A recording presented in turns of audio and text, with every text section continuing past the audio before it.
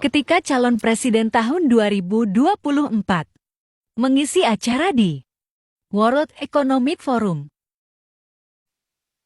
Let me begin with Anis.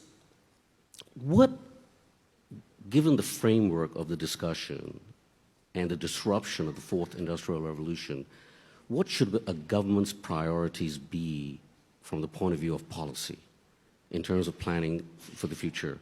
You belong to a country with a big population, with a growing population, and a huge proportion of young people who are going to be really impacted by these changes. Thank you. I think that the challenge that we have in Indonesia is also perhaps similar to many developing countries across the globe.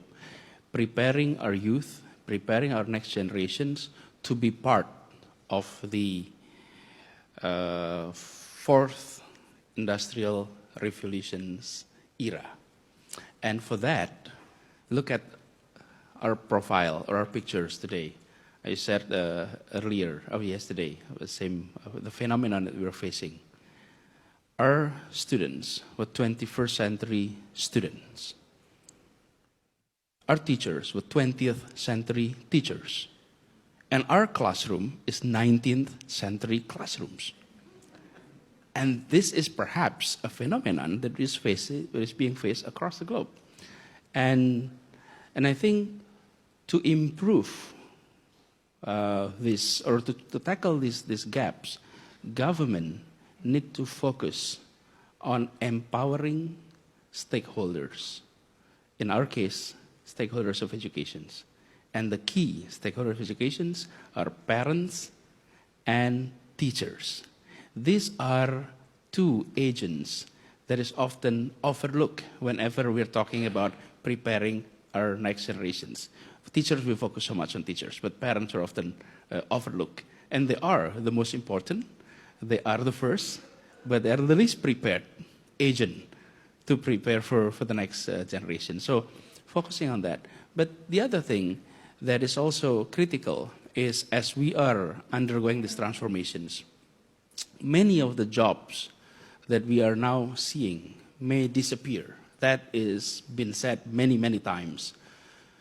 And when it comes to education, the questions is often raised. Can teachers be replaced by technology? Can then we ask technology to help preparing our next generations? I often approach it in a different slant. What kind of teachers is replaceable by technology? What kind of teachers is not replaceable by technology? And I think this is similar to any other jobs available. As we are transforming ourselves, we need to equip ourselves with the new competence, new skills that made us irreplaceable in that sense. The other aspect that is critical is, especially in the area of education, is we need to add what we bring into our classroom. In the past, we focused so much on what we often call as 3R. Reading, writing, and arithmetics.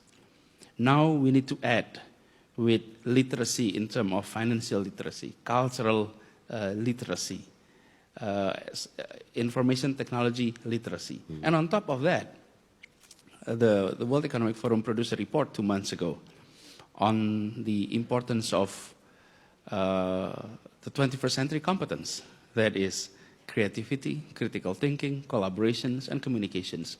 So the challenge that we are now facing, disparities, and then we have to prepare the next generations for the challenge that we are not yet seeing the reality, that our preparations is to enable them to be part of the future by equipping with the 4 C's that I mentioned earlier.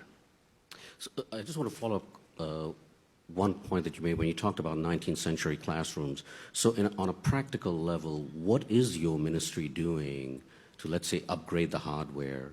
And again, on a specific level, what is your ministry doing to upgrade the quality of your teachers?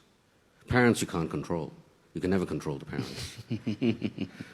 Yes, and they don't want to be controlled. Number one, the phenomenon of 19th century classroom is everywhere. The setting of our classroom is still in the period of the third industrial revolution's era, that we prepare our teachers to be an instructor in the classroom. And that's why the setting is teachers as instructor. Now, teachers is more a facilitator. So number one that we're doing is training the teacher to shift the role from instructor into facilitator. So what we did is we're launching a massive teachers training across the country. The size is rather big. We have 2.9 million teachers under our authority. And on top of that, the infrastructure itself, we choose not to change in terms of changing the setting of the classroom or anything. No. But we focus more on the teachers. We focus more on making technology available, especially information communication technology. So what we do is we are, for example, we're preparing our exams into a computer-based exams. The idea is to make our exams be an interactive exams, and we're able to provide much of the innovations into our exams. Otherwise, with this large number of students, we will not be able to do that. So,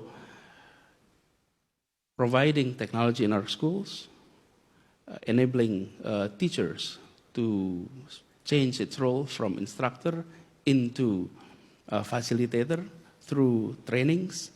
And the fourth one is actually, we're doing it, we are creating a directorate on parenting education. Yes, indeed. And we created this directorate. The idea is to facilitate learning among parents. So successful parents were being interviewed, they share their stories and experience, and we put it into our system that we then distribute it to parents across Indonesia. Through whom? Through our schools. So now, schools were required to invite parents twice per semester, and the materials that we have from lesson learned from other parents were being distributed to them. The idea is we have to make sure teachers and parents understand that we all are learners. If you want to be part of the futures, then you really have to understand that we are learners. Not only the students, but also the teachers and parents. And so those are the three things that we're doing.